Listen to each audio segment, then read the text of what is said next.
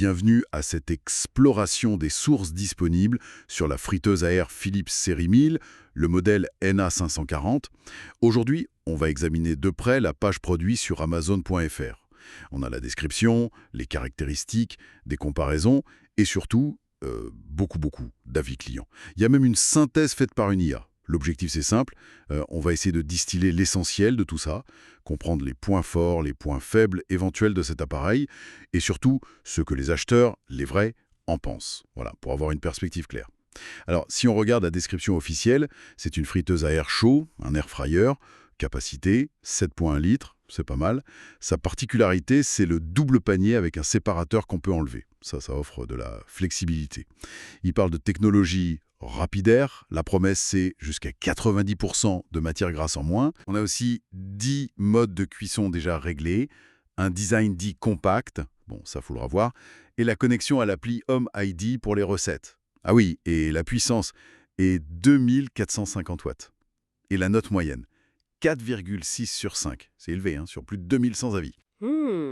Oui, 4,6, c'est un très bon score. Et ce qui ressort tout de suite, c'est cette histoire de panier modulable. C'est clairement un argument de vente. Soit un grand espace, soit deux zones séparées avec cuisson synchronisée. C'est malin, hein? Et la réduction des matières grasses, évidemment, ça surfe sur la vague du manger sain. C'est très tendance. L'appli Home ID, bon, c'est classique maintenant avec les appareils connectés, mais cette note de 4,6 tirée des retours clients, c'est vrai que c'est un signal fort de satisfaction. Reste à voir dans le détail. Justement, allons voir ces avis. La synthèse IA et les commentaires mettent en avant plusieurs choses positives. D'abord, la fonctionnalité.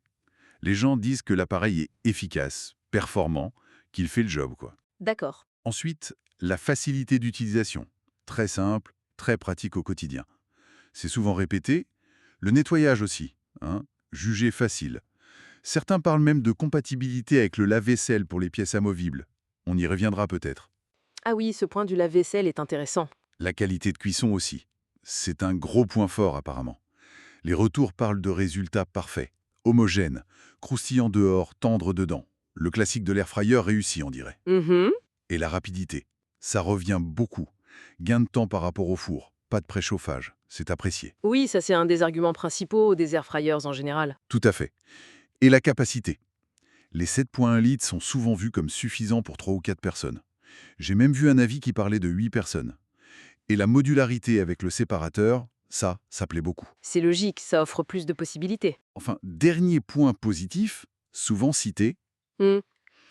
le niveau sonore. L'appareil serait silencieux, ou en tout cas peu bruyant. Bon, ça c'est un vrai plus au quotidien. Si ça fait un bruit d'avion, c'est vite pénible. Donc, si on résume ces points positifs, l'appareil semble cocher pas mal de cases attendues. Rapidité, simplicité, bon résultat, côté plus sain. Et il se distinguerait par cette flexibilité du panier et son silence relatif. C'est ça? C'est exactement ça d'après les retours positifs. La facilité de nettoyage est aussi un critère clé pour que les gens l'utilisent vraiment tous les jours. Oui, tout à fait. Mais il n'y a pas que du positif, si on regarde les points un peu plus mitigés ou négatifs. Le principal, c'est l'encombrement. Ah, le classique. Oui. Certains le trouvent compact, bien intégré, mais d'autres le jugent vraiment imposant sur un plan de travail. C'est subjectif. Forcément, ça dépend de la cuisine de chacun. 7,1 litres, c'est grand, objectivement, donc ça prend de la place. C'est ça. Et la capacité, même si elle est grande, est parfois jugée un peu juste pour les très grandes familles. Un avis mentionnait 5 personnes pour qui c'était limite. Ou pour certains aliments très volumineux, genre un gros poulet fermier entier, ça pourrait ne pas rentrer selon un commentaire. D'accord. L'encombrement, bon, c'est une question d'appréciation personnelle et d'espace disponible, mais ce qui est plus factuel et assez curieux, c'est cette contradiction sur le lave-vaisselle dont tu parlais. Oui, Mais des avis disent oui, ça passe au lave-vaisselle. Mais si on regarde le tableau comparatif fourni par Philips sur la même page Amazon, pour ce modèle précis, le NA1540, il y a un symbole non, une croix, X. Alors que pour d'autres modèles concurrents, c'est oui, un V. ah oui, c'est étrange ça. Une information contradictoire sur la même page. Exactement. Donc, prudence, il faudrait vérifier dans le manuel utilisateur.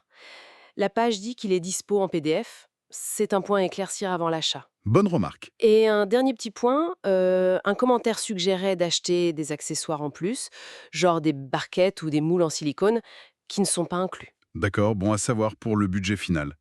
Alors, si on essaye de faire la synthèse de tout ce qu'on a vu dans ces sources, l'airfryer Philips série 1000, ce modèle NA 154000, il est présenté comme un appareil assez polyvalent, très bien noté.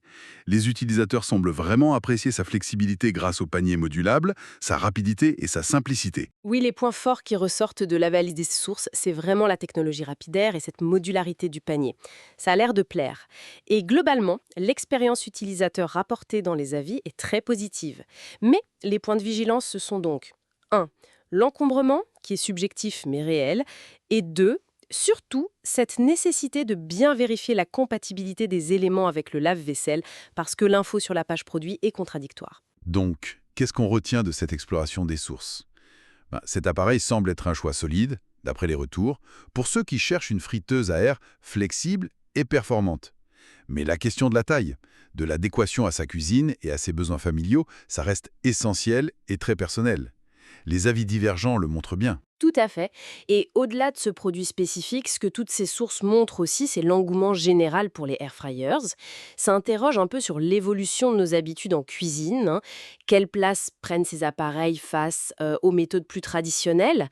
Est-ce qu'on privilégie systématiquement la rapidité, la simplicité, comme le suggèrent tous ces avis positifs?